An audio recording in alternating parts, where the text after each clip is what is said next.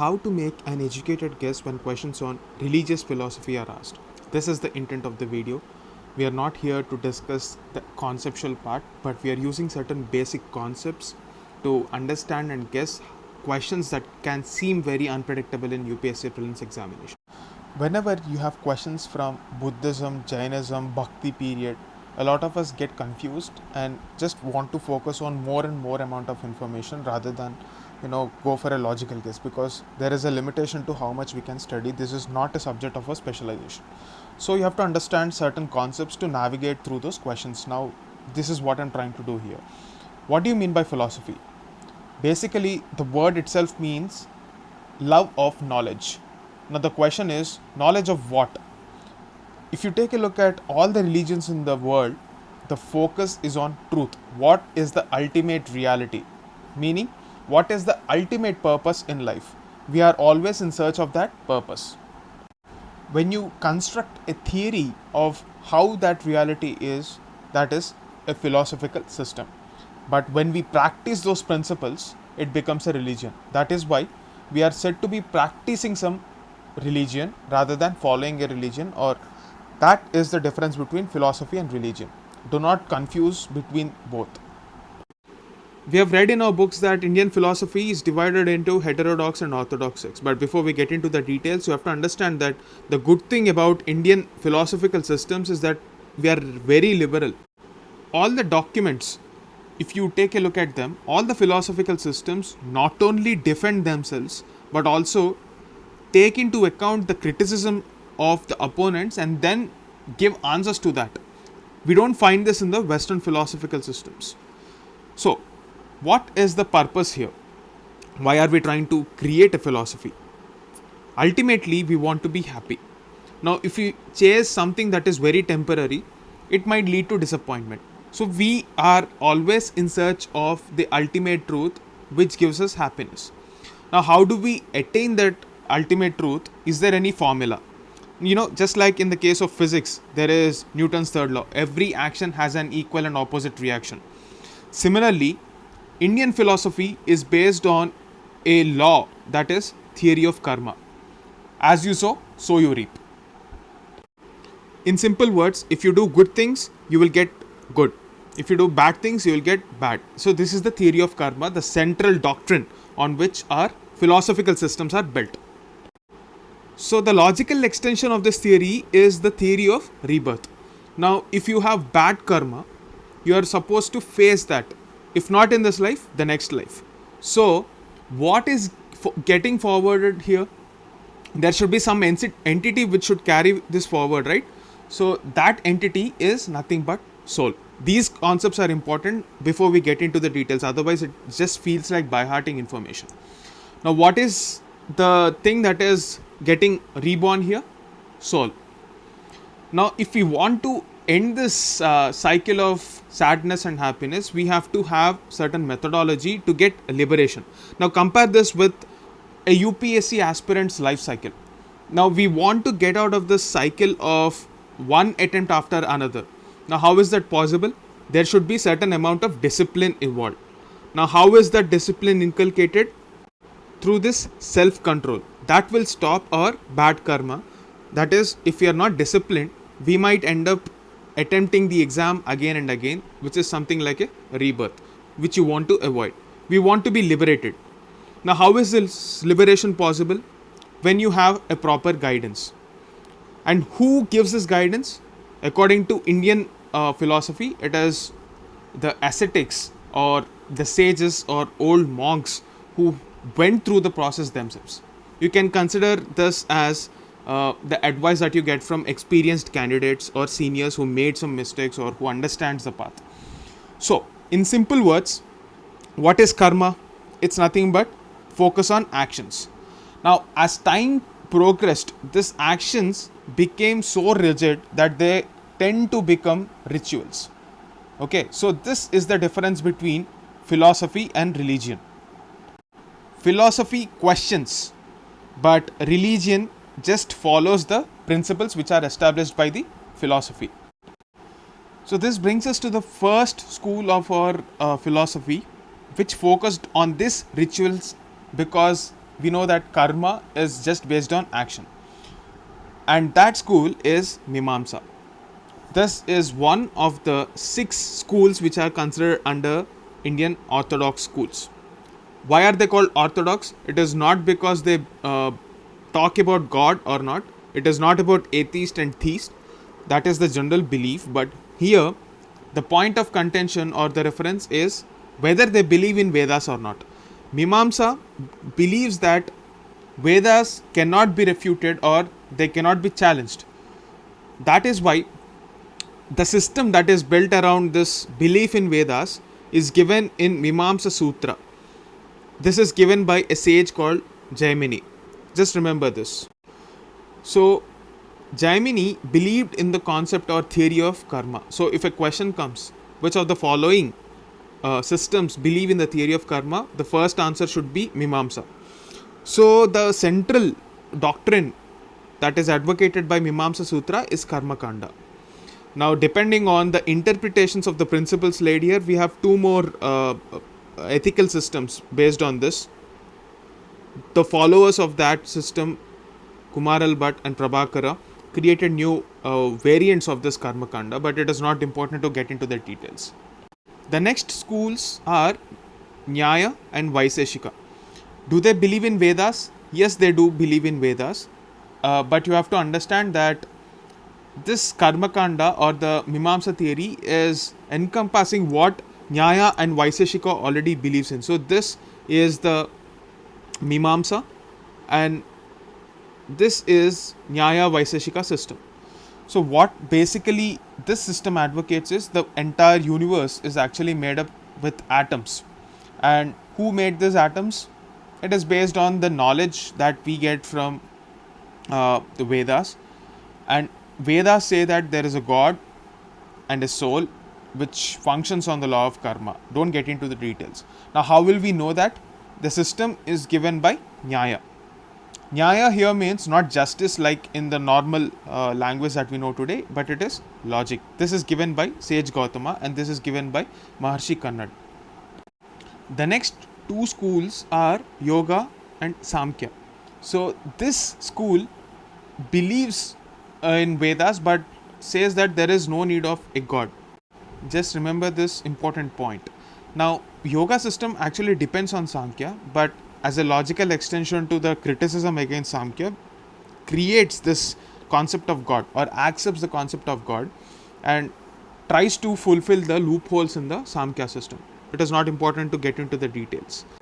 So, there is a path which is established by the yoga philosophy. Don't get into the details, but you just have to follow that. If we follow this path of yoga, we will get that liberation or the cycle of rebirth, etc.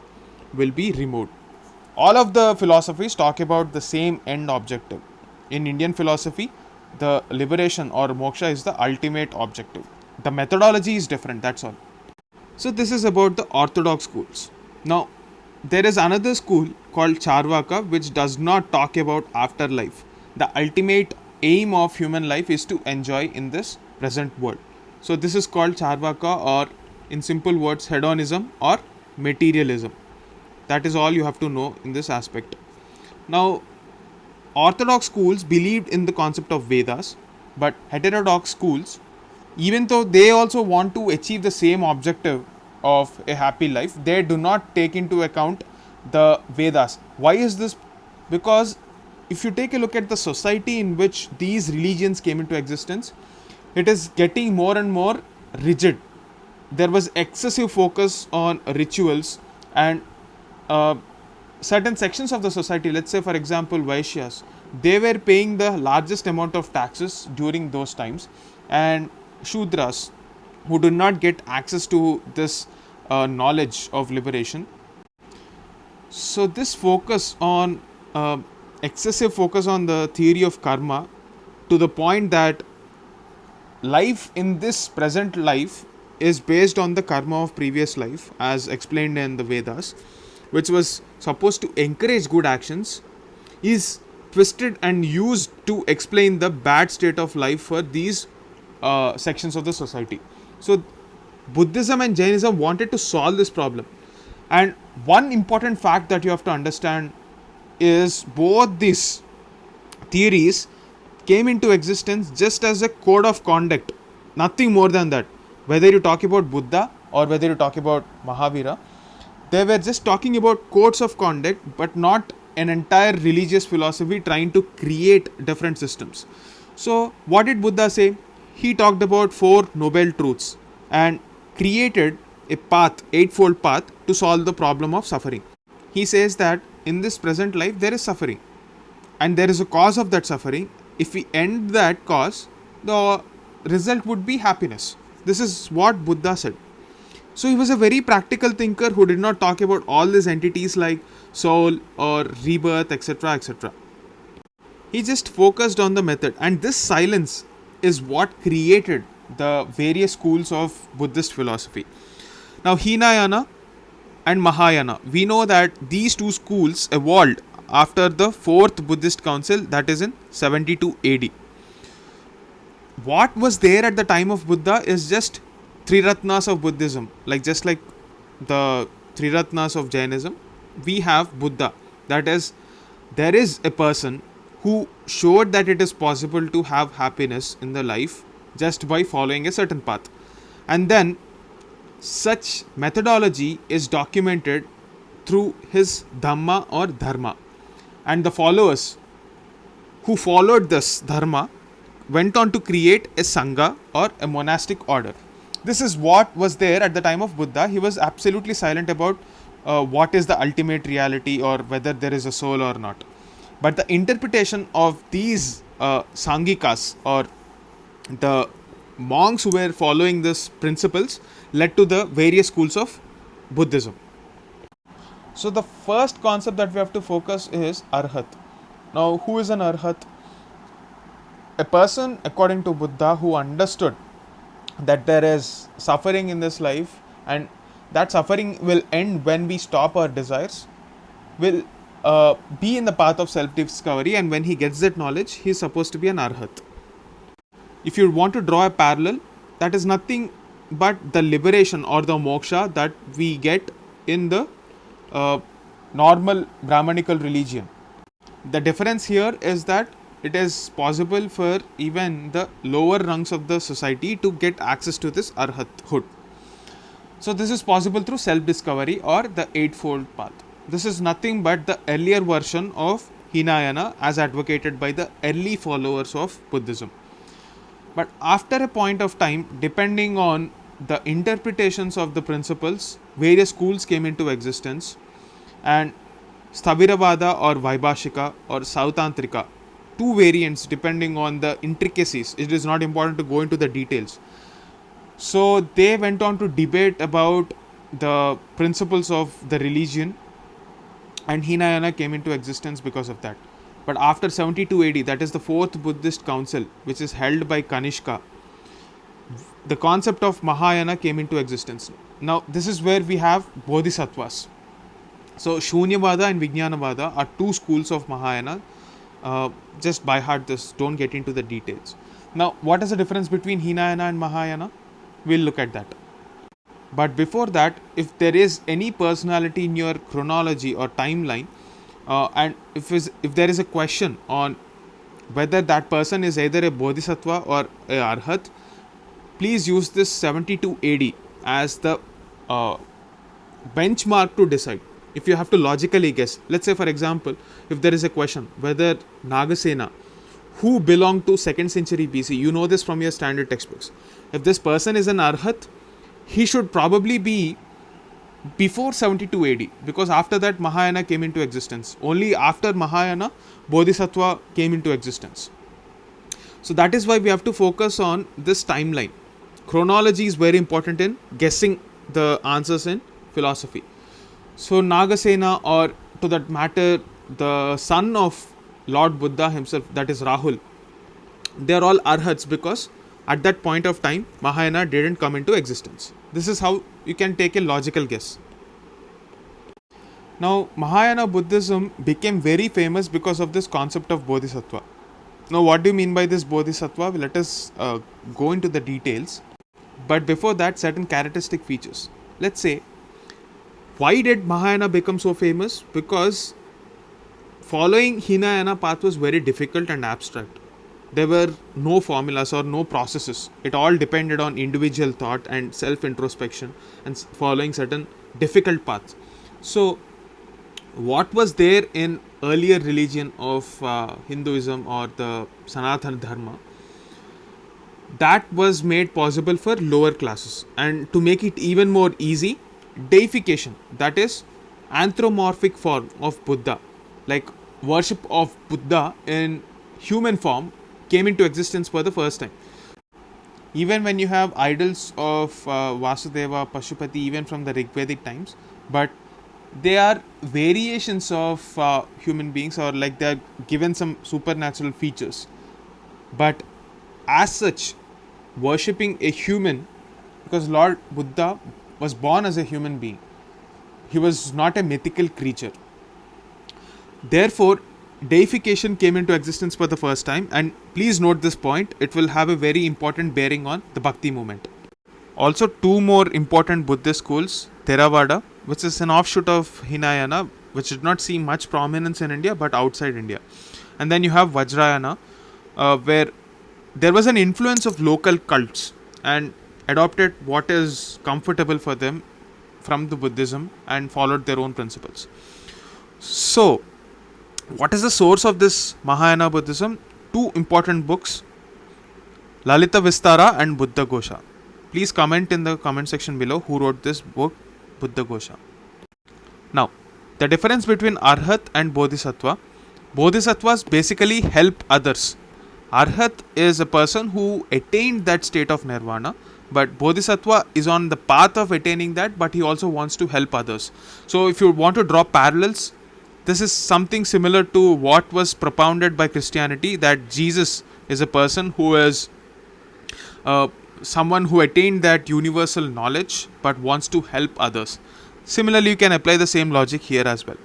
So, this is the list of important bodhisattvas that you have to know from exams perspective. Now, when Buddha is walking on earth, Gautam Buddha, there were three bodhisattvas who were supposed to help him, Manjushri, Vajrapani and Avalokiteshvara. We got a question on each of these persons.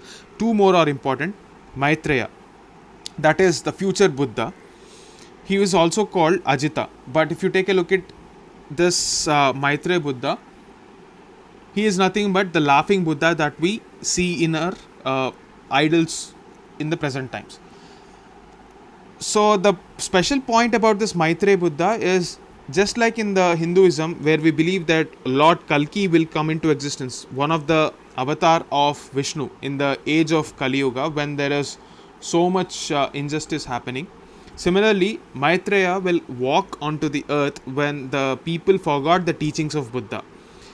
Between the time of Buddha and the time where Maitreya comes into existence, we have another Bodhisattva called Kshitigarbha, who will be trying his best to ensure that more and more number of people do not transgress from the path that was advocated by Buddha.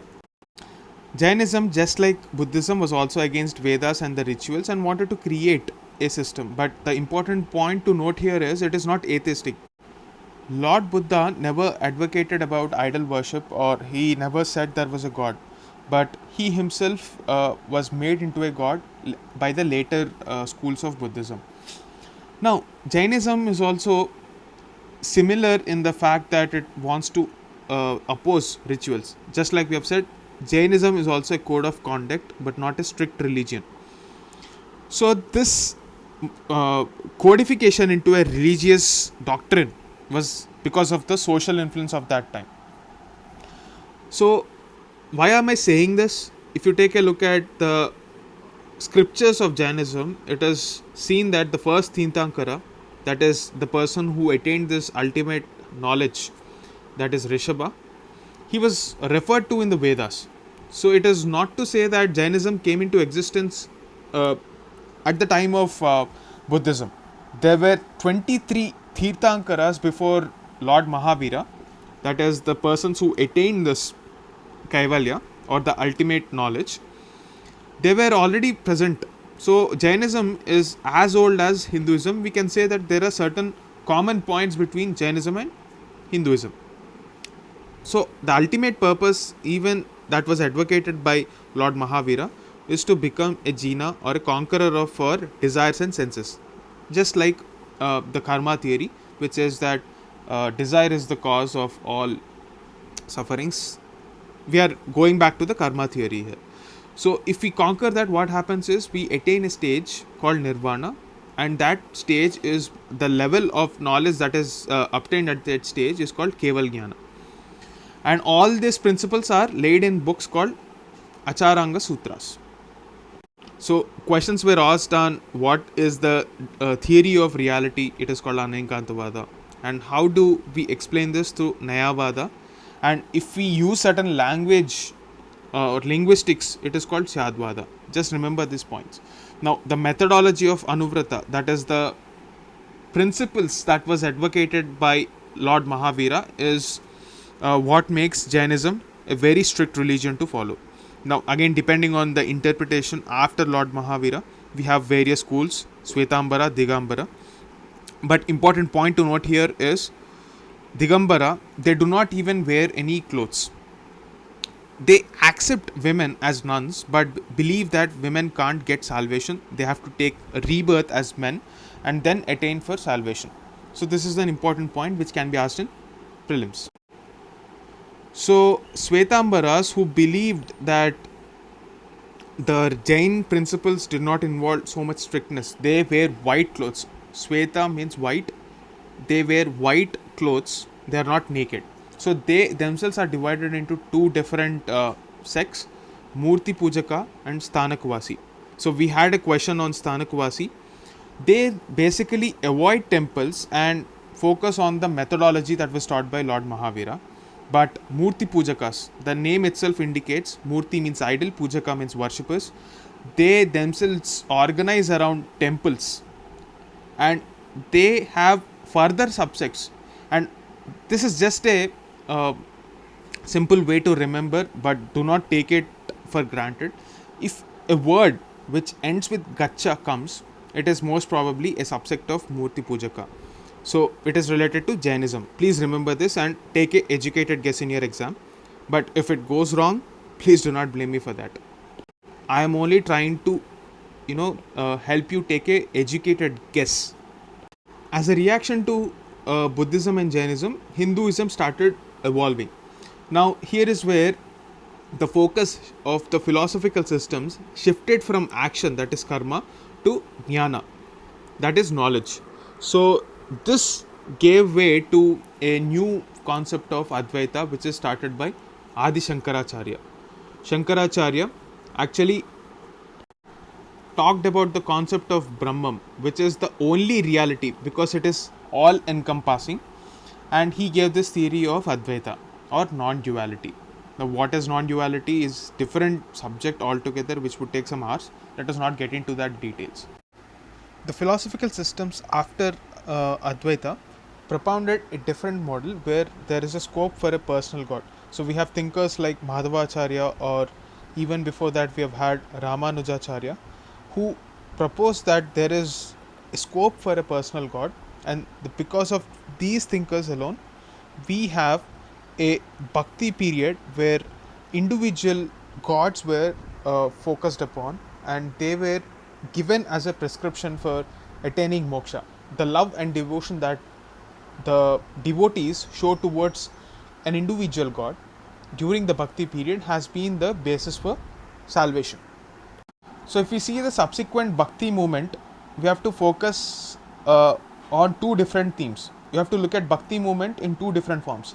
So between 6th to 10th century AD, there was one kind of reaction to heterodox sects, that is Buddhism and Jainism. And secondly, as an internal reform of Hinduism itself. And the offshoot of this reforms was also seen in the 19th century socio-religious reforms of British India.